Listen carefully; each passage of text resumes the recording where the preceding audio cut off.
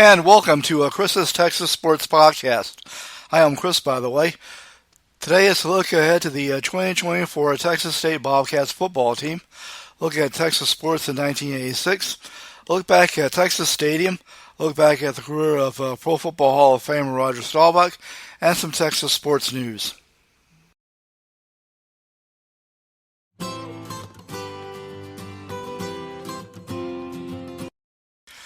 Okay, the Texas State Bobcats went 8-5 under new coach G.J. Kinney. Their recruiting class got a B grade. Their offensive ratings from Dave Campbell's Texas Football were between A and B for quarterbacks. They gave an A for running backs, a B for wide receivers and tight ends, and B for their offensive line. Their defensive ratings were grade B for the defensive line, between grade C and B for linebackers, and a B for their secondary. The magazine spotlight was on wide receiver Joy Horbert. They will welcome Lamar to San Marcos for the first game of the season on August 31st, and then they go to Troy, Alabama to open Sunbelt play against Troy on October 3rd. The Bobcats, that is. Bearcats of Sam Houston. Did them last time. They're picked to win the Sun Belt West this year. I guess the Sun Belt's the only conference that's still doing divisions. Athlon Sports has them in the New Mexico Bowl. DCTF said the best they could do was go 11-1, while the worst would be 8-4. That's not too bad. Anyway, quarterback Jordan McLeod, all-purpose back Ismail Mahdi, wide receiver Joy Hobart, Viper Ben Bell, and kicker Mason Shipley are on the Athlon Sports College Football's all Sunbelt team. Monday, the UTEP Miners.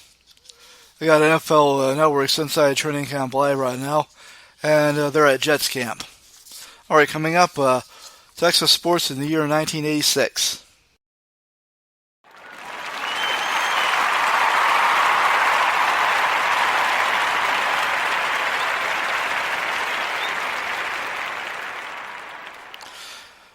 Okay, Texas sports in the year 1986.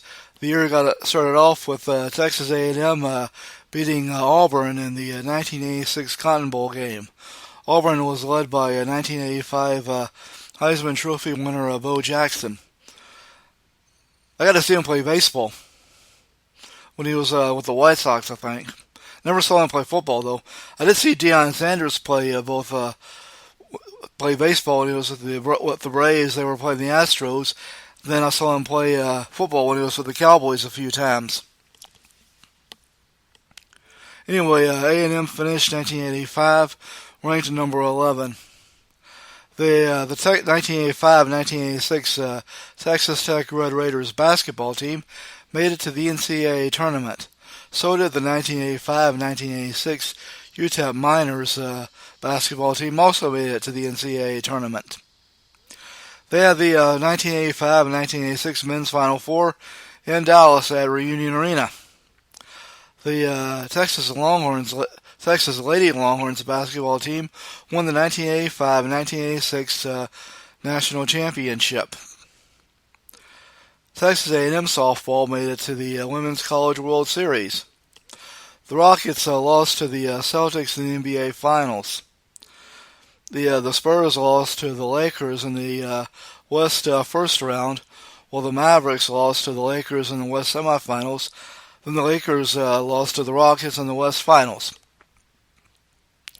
They had the Major League Baseball All-Star Game in Houston, with Houston area native Roger Clemens getting the start for the American League. He was pitching for the Boston Red Sox back then. He had just broke the single-season strikeout record when he struck out 20 in a game against the Mariners a few months earlier.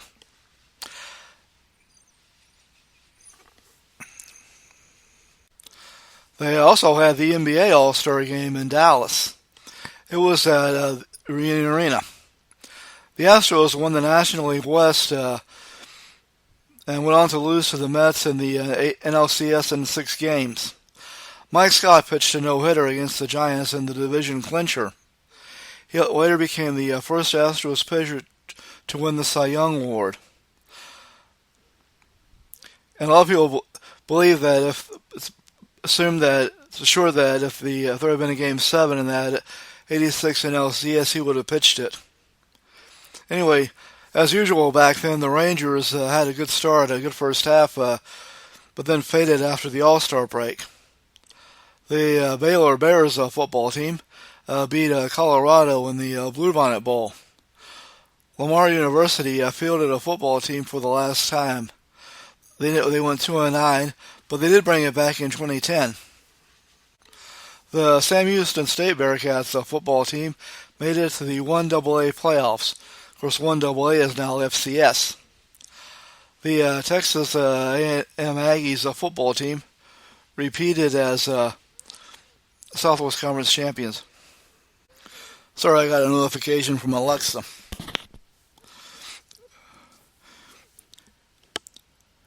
Anyway, the Aggies finished 1986 ranked 13th in the AP poll and 12th in the coaches poll. The Texas Tech Red Raiders football team lost to Ole Miss in the Independence Bowl. Now, Coach David McWilliams took the open head coach job at Texas. He had played on the 1963 national champion team just before the bowl game. So assistant defensive coordinator Spike Dykes coached in the bowl game. He became their full-time coach and coached there for many years. I went to a Cowboys game for the first time. They lost to the Falcons. Also went and saw Baylor play against SMU. The Bears lost to the Mustangs in a thriller. In the NFL, neither the Oilers or the Cowboys made the playoffs.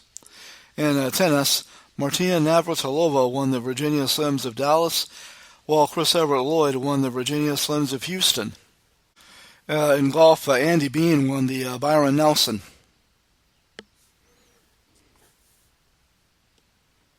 All right, coming up, a look at the history of Texas Stadium.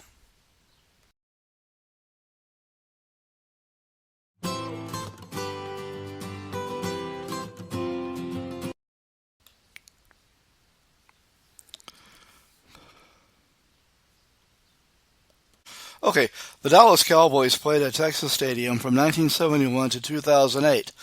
Other teams that played there were the Dallas Tornado of the North American Soccer League and the SMU Mustangs football team. They also had many high school football playoff games there. And World Class Championship Wrestling had its Parade of Champions show there. And they also had concerts and other events. I went to 4 Cowboy games there. They tore it down in 2010.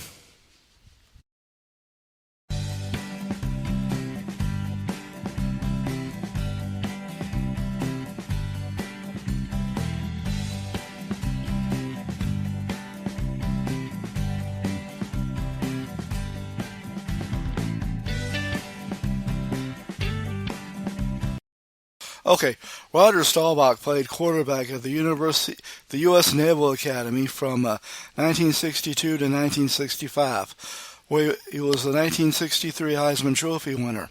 The Cowboys took him in the 1964 NFL Draft, but he couldn't play until the 1969 season because of the service commitment from being in the academy. He went on to serve a tour in Vietnam. When he finally got to play for the Cowboys, he led them to 2 Super Bowl wins in 1971 and 1977. He also led them to 2 NFC championships in 1975 and 1978, but they lost to the Steelers in the Super Bowl both times. He brought the Cowboys back from behind 14 times. That earned him the nickname Captain Comeback. He retired from the Cowboys in 1979, and he worked a few years as a color commentator for CBS. He's 82 now, and he still lives in the DFW area, and he's still fairly active. He's invested in real estate and other businesses.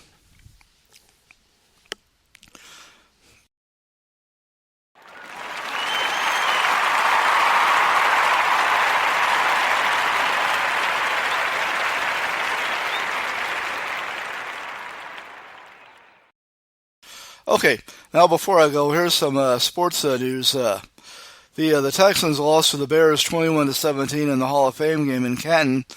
Neither team's starters played last night. Like C.J. Stroud with the Texans or the Bears' top draft pick this year, Caleb Williamson. Now, tomorrow, Andre Johnson will be going into the Hall of Fame. He's going to be the first Texans player to be enshrined. New Astros pitcher Yusei Kikuchi to start tonight against the Rays. He's the first Japanese player in Astros history, I think. The Astros designated pitcher Rafael Montero for a reassignment. They optioned pitcher Seth Martinez to AAA Sugar Land. Well, that's all I got for you for now. My name is Chris Carlisle. I want to thank you for checking out my podcast. Make sure you hit the download button, leave a like and a rating. Make sure you follow or subscribe. It's on Spreaker, Spotify, and iHeart. I'll see you Monday.